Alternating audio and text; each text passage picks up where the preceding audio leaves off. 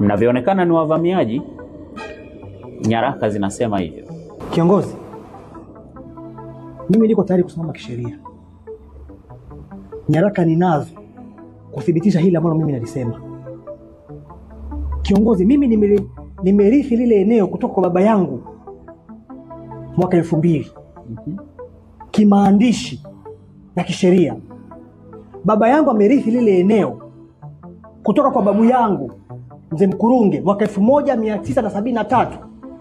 Kimaandishi na sheria.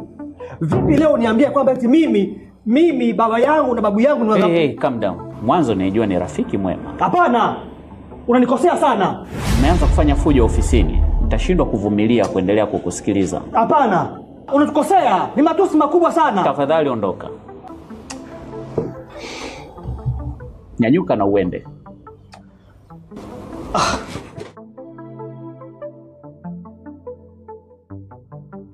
Kiongozi, msimamo wangu uko pale pale. Nenda. Wala sitouza eneo. Nenda bwana, tayari umekwisha nikera. Nenda, sheria itafuata mkondo wake. Natamani